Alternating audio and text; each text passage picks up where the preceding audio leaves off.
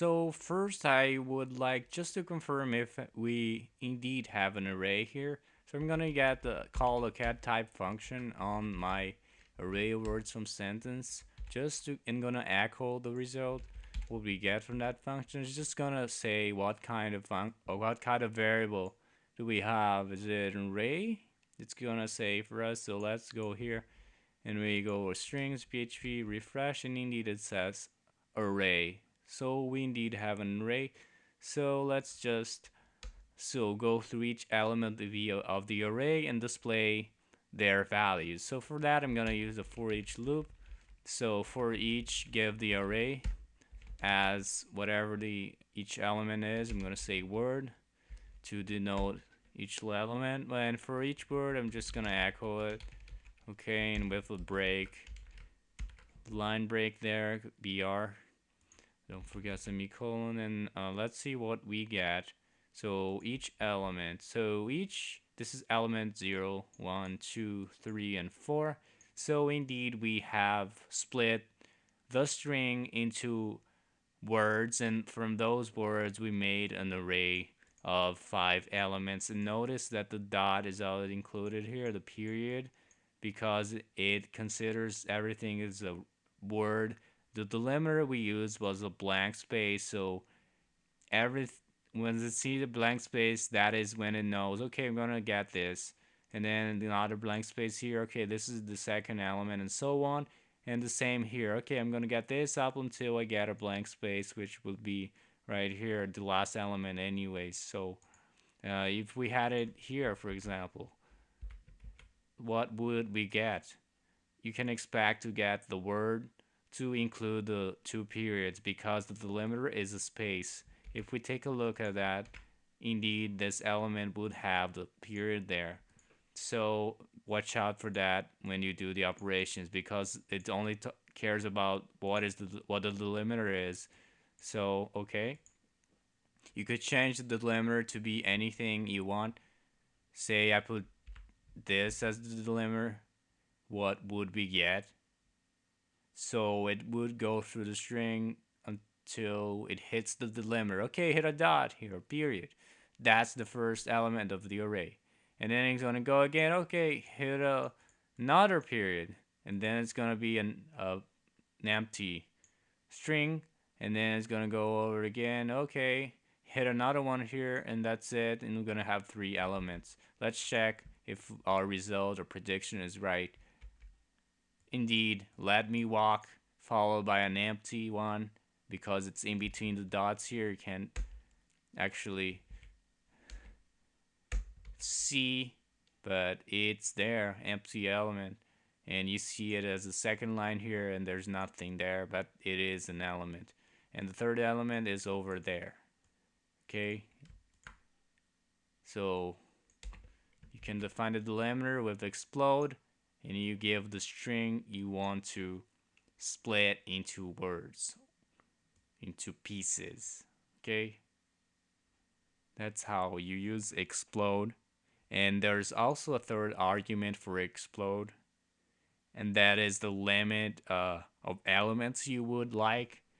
Say you don't want your operation to create create no more than like 5 elements or something like that, and you can use the third option to add that number that limits the number of elements in the array to 5. So how would that work here? So let's put the sentence to its original state. We have 1, 2, 3, 4, 5 elements if we do the space thing, right?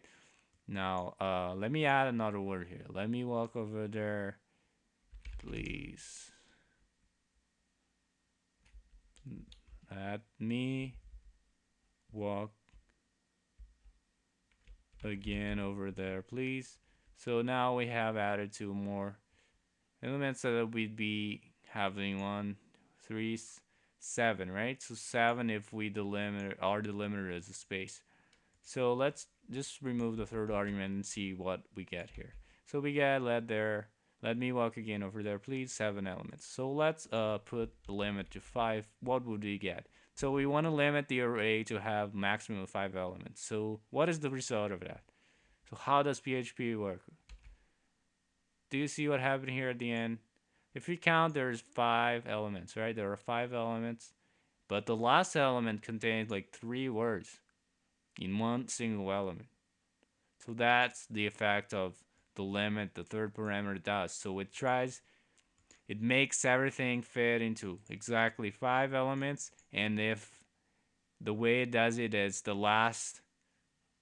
if you reach the limit, then everything will be in one single element at the end. So it goes through let is 1, 2, 3, again is 4, then 5 hits right here, right?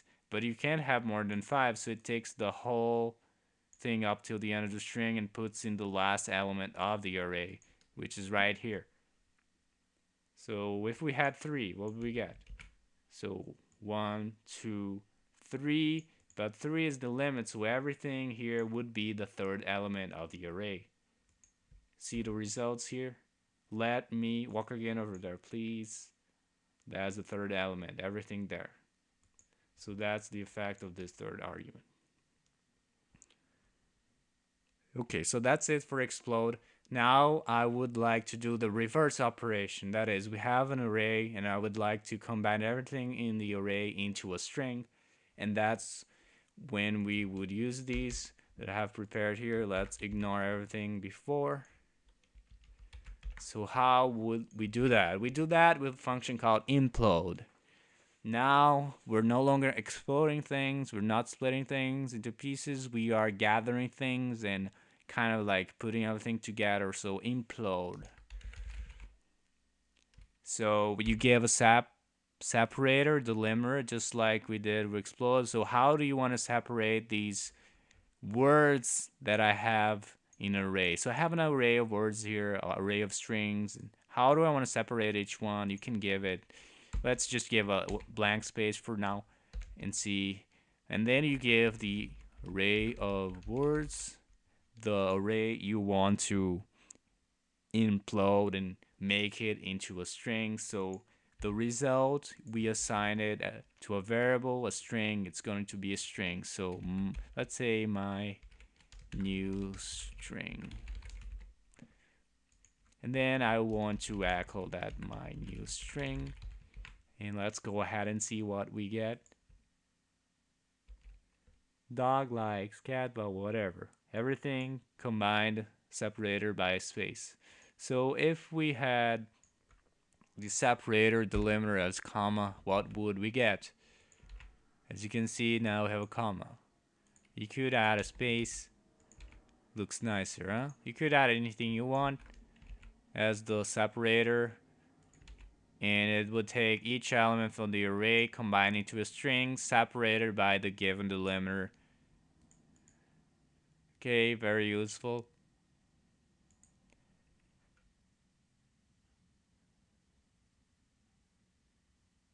Okay, so that is implode. You could try other things too. Maybe what if I delimiter it with, I don't know, it could be anything you want. Space in between. So that's pretty much it for implode. So given an array,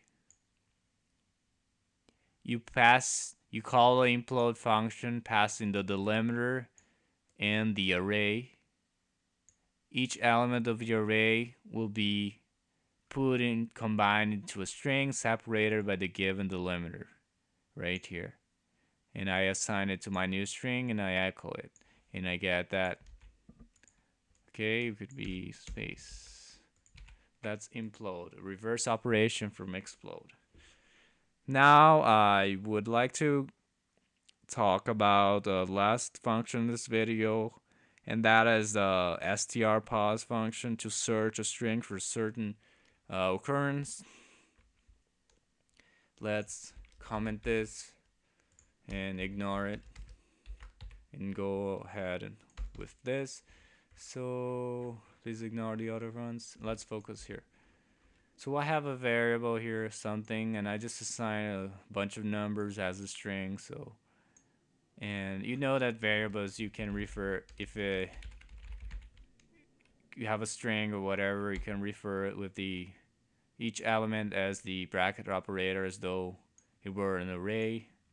So sub 0 would be this first character, sub 2 would be 0, 1, 2, this one, 3, and so on. If you want to confirm, just echo that, and you will see we're going to get 3, the third character. You count from 0 because it's offset, so 0, 1, 2, and so on.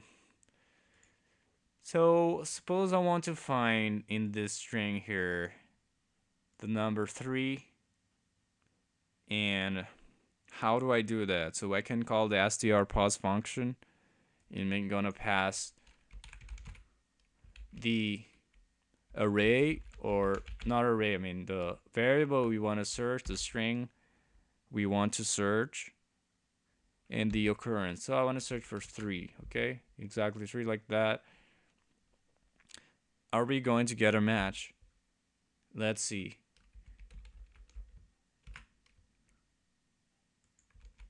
So we got 2. What does it mean? So strpause will look for this occurrence in the given string. This string contains 3, right? Several times here and there. So it's gonna look and give you the first occurrence. So it's gonna start here, go here, here. Oh, okay, I found 3. So it's gonna return to me the location of that 3. So this 3, where is it located in this string? As I told you before, you start counting from 0. The position 0 has the number 4. Position 1 has number 8. Position 2 has number 3. So it's going to return to the position of the occurrence that was found using strpause. So that's why it returns 2. So it's telling you, where is this 3, that the first occurrence that you found? That's the position 2 of the string. So 0, 1, 2. Okay? Now, if we didn't found a value, say we're looking for this in the string, or even we don't have this, right? We have 483, but we don't have followed by 0. So it's not gonna find it. So we had nothing there. So what happened? So strpause will return false if it doesn't find anything. Okay? So just do this to see what we get.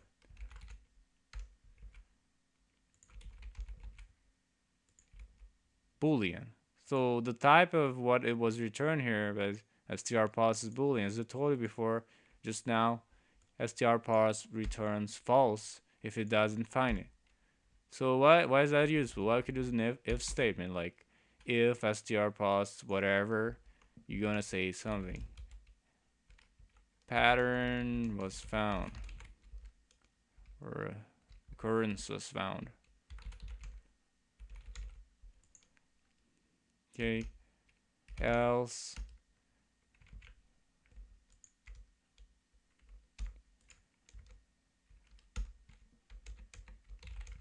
nothing was found.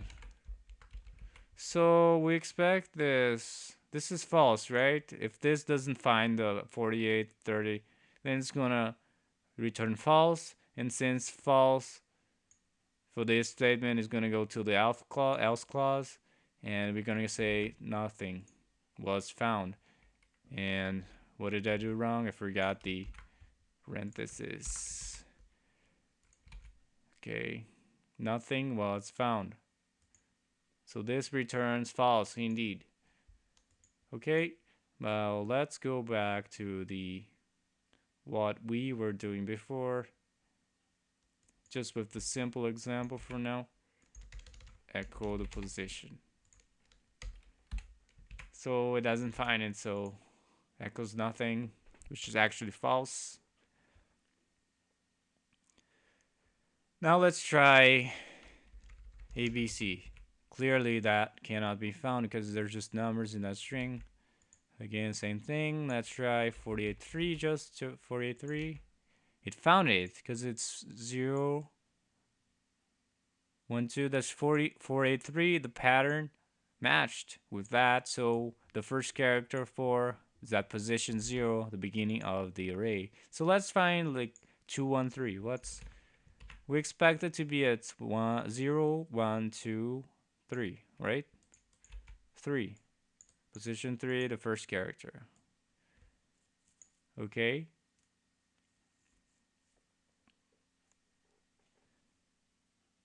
Now, like,